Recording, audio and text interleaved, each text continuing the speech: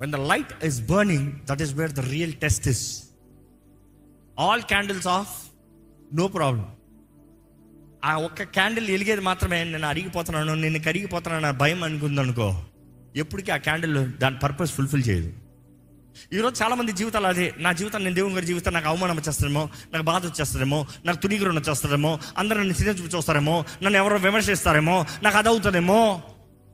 No, నీ ఉద్దేశమే నువ్వు కాలిపోవాలి.